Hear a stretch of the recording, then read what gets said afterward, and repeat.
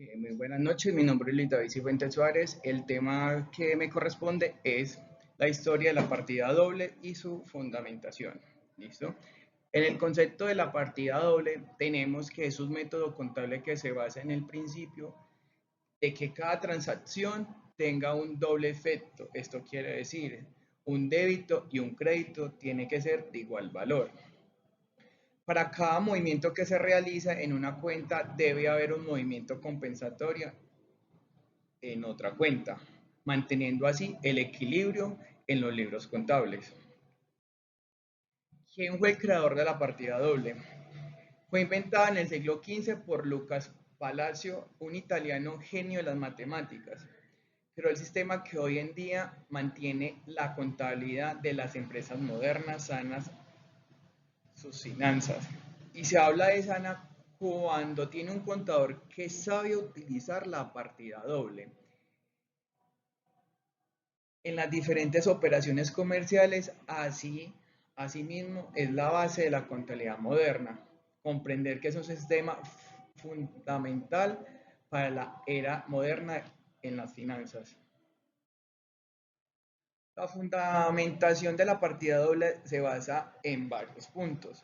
El primero, la, el principio básico, el principio básico es: no hay un deudor sin un acreedor, ni un acreedor sin un deudor. Tenemos que por cada operación afecta al menos dos cuentas, es decir, se debita y la otra se acredita, que nos permite registrar datos exactos, también nos ayuda a detectar errores y así generar informes contables. Y por último tenemos que las sumas tienen que ser igual a la suma del haber. Por último tenemos un ejemplo de de la partida doble. La empresa Papeles Internacionales compra mercancía por 50 millones y la forma de pago es en efectivo. El registro contable es de la siguiente manera: mercancías por 50 millones que se va al débito y caja por 50 millones que se va al crédito. Como podemos observar, en este caso se cumple la partida doble, porque para un aumento, eso quiere decir inventario, se debe compensar con una disminución, que en este caso es caja porque se paga en efectivo. Muchas gracias por su atención. No. Hola, ¿qué tal a todos? En esta última entrega de la materia de epistemología y teoría de pensamiento contable, ha tocado el tema de ingresos. Entonces vamos a mirarlo. Dice así: ingresos. Para Alcarria, los ingresos son el aumento del patrimonio neto, distintos a los aportes hechos por los propietarios como consecuencia de la venta de bienes o prestación de servicios, o como consecuencia de las variaciones en el valor de los activos y pasivos. Es decir, si los socios de la entidad tienen que hacer un aporte, por ejemplo, de 1.000.000 en tal fecha, eso no es un ingreso, ¿correcto? Bueno, vamos con la siguiente definición. Para Fierro, los ingresos son incrementos en los beneficios económicos producidos a lo largo del periodo sobre el que se informa en forma de entradas. Los ingresos son incrementos en el valor de los activos.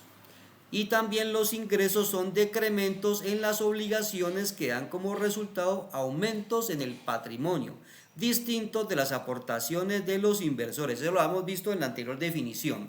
Por ejemplo, está de moda la verde,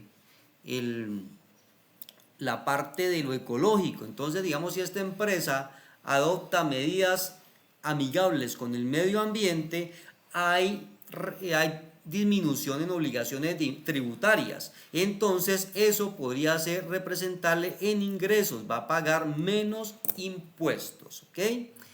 Tipos de ingresos. Tenemos los ingresos por las actividades ordinarias, que son: estas surgen a través de las actividades propias del objeto social y se conocen con el nombre de ventas, comisiones, intereses, dividendos, regalías y arrendamientos. Un ejemplo de esto, ¿cuál es? La venta de un bien por un valor de 1.5 millones, cuyo gasto de venta es de 1 millón. En este caso, la entidad está obteniendo un ingreso bruto de 1.5 millones, el valor de la venta, pero el ingreso neto ordinario es de 0.5 millones. ¿Ok? Bueno, vamos con el siguiente tipo de ingreso. Las ganancias son otra partida de ingreso y ese se reconoce en el estado de resultado integral, presentándolas por separado, puesto que el conocimiento de las mismas es útil para la toma de decisiones económicas. ¿Por qué tengo aquí a Shakira como ejemplo? Las mujeres ya no lloran, las mujeres facturan. ¿Sí? En las noticias desde ayer se sabe que la multa que ella tenía en España por evadir al fisco, como de 60 millones de euros, se los van a devolver. Bueno, ese no es el ingreso, ese no es la ganancia, ¿no? Porque pues ella eso se lo están devolviendo y se lo hayan quitado. La ganancia es la cantidad de intereses que le van a pagar a esa señora por haberle hecho lo que le hicieron, ¿ok?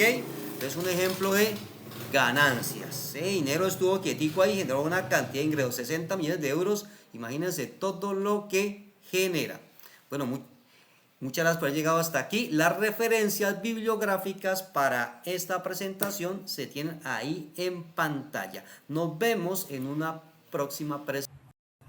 En la siguiente presentación vamos a conocer qué es un activo, qué es un pasivo y qué es un patrimonio. Los activos, pasivos y patrimonios son elementos fundamentales de la contabilidad y permiten conocer la situación financiera de una empresa. Vamos a mirar qué es un activo. Los activos son los bienes y derechos y recursos tanto físicos como financieros que posee una empresa. Por acá tenemos varios ejemplos de lo que son un activo. Por ejemplo, efectivo y cuentas bancarias, inmuebles o terrenos, cuentas por cobrar a clientes, vehículos. Los activos se pueden clasificar en dos tipos, corrientes y no corrientes. Por acá están algunos ejemplos de lo que son los activos corrientes, que serían caja, bancos, inventarios, cuentas por cobrar, inversiones a corto plazo. Y en los no corrientes tenemos los terrenos, los edificios, la maquinaria, los vehículos y el equipo de oficina. ¿Qué son los pasivos? Son deudas u obligaciones con proveedores, bancos y demás acreedores. Tenemos como ejemplo préstamos bancarios, pago de impuestos, salarios pendientes o pago a proveedores. Los pasivos también se clasifican en dos: pasivos corrientes, que son las obligaciones o deudas que una empresa debe pagar en un tiempo corto, como por ejemplo cuentas por pagar a proveedores, salarios pendientes por pagar, impuestos por pagar, servicios públicos pendientes, serían algunos de los ejemplos que acompañan estos pasivos corrientes. En los pasivos no corrientes tenemos que son obligaciones o deudas que una empresa debe pagar en un periodo largo, como préstamos bancarios a largo plazo, hipotecas, bonos por pagar, obligaciones financieras y arrendamientos financieros a largo plazo. Continuamos con la siguiente diapositiva, que sería el patrimonio, que es un conjunto de bienes, recursos y derechos propios que tiene una empresa. En el patrimonio tenemos lo que es el capital social, las utilidades acumuladas, las reservas o las ganancias obtenidas. Hola, buenos días. Mi nombre es Adriana Rubiano y el tema que yo seleccioné para esta tarea es ecuación patrimonial. Aquí vamos a comprender la relación que hay entre el activo, los pasivos y el patrimonio, o pues su capital. Bueno, la ecuación patrimonial es uno de los fundamentos más importantes de la contabilidad, ya que explica de manera sencilla cómo se estructura la situación financiera de una empresa. A través de esta ecuación podemos comprender que todos los recursos que poseen tienen un origen específico, ya sea a través de deudas con terceros, a través de deudas con un banco o por aportes propios que dan todos sus socios. Este principio sirve como base para el registro contable y la elaboración de los estados financieros. La ecuación patrimonial nos permite visualizar el equilibrio financiero, mostrando que el total de los activos siempre debe ser igual a la suma de los pasivos y el patrimonio. Es para mantener su balanza. Este equilibrio es clave para garantizar que la información contable sea confiable y coherente. En la práctica, pues cada transacción que se realiza en una empresa afecta al menos dos elementos de la ecuación o menos dos cuentas, manteniendo siempre esta igualdad. Además, esto también nos facilita la comprensión de cómo se financia una empresa y cuál es su nivel de endeudamiento. Bueno, de definición tenemos la ecuación patrimonial se define como la relación directa entre los recursos económicos de una empresa y las fuentes que permiten financiarlo. Esta relación se expresa a través de tres elementos fundamentales, que es el activo, el pasivo y pues el patrimonio. El activo representa todo lo que la empresa posee o tiene derecho a recibir, mientras que el pasivo refleja las obligaciones adquiridas con terceros. El patrimonio, por su parte, pues corresponde a todos los recursos propios aportados por los socios y las utilidades que ya han recibido por por su actividad económica. Esta definición permite entender que ningún recurso existe sin una fuente de financiación. Por ejemplo, cuando una empresa adquiere una maquinaria, esta puede ser financiada mediante un préstamo por el banco o un préstamo por la empresa que vende el producto o con un recurso propio, es decir, con el patrimonio de los socios. En ambos casos el activo aumenta, pero también lo hace la fuente que lo financia, manteniendo así pues, nuestro equilibrio contable. Comprender esta relación es esencial para interpretar los estados financieros, ya que permite identificar si una empresa depende más por los recursos propios o depende más por las deudas. Asimismo, facilita el análisis de la solvencia y la capacidad de pago que tenemos. A continuación, pues tenemos la fórmula, que es activo es igual a pasivo más patrimonio. La fórmula de la ecuación patrimonial expresa de manera simple cómo sacamos pues, el activo. Esta igualdad representa el principio de equilibrio contable, el cual establece que todos los bienes y derechos de una empresa deben estar respaldados por una fuente de financiación. Esta fórmula es la base sobre la cual se construye todo el sistema contable. El activo agrupa todos los recursos económicos controlados por la empresa, mientras que el pasivo y el patrimonio explica cómo fueron obtenidos dichos recursos. La suma del pasivo y el patrimonio siempre debe ser igual al total del activo, lo que garantiza que la información financiera esté correctamente registrada.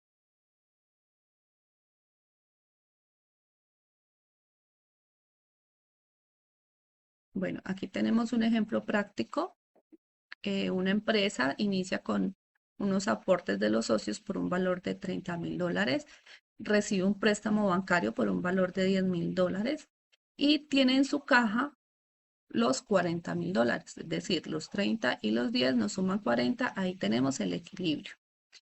Luego de esto, compra un equipo de cómputo por un valor de $5,000 a crédito. Entonces, nos suma la cuenta por pagar en crédito a $5,000 y también nos suma en débito el equipo de cómputo en un activo. Al sumar esto nos dan los $45,000 por los dos lados, tanto en débitos como en créditos. En este ejemplo, demuestra cómo los recursos de la empresa están financiados tanto por deudas como por capital propio. Además, permite observar que a pesar de tener obligaciones, la empresa conserva un valor patrimonial positivo, lo que indica una estabilidad financiera. Muchas gracias.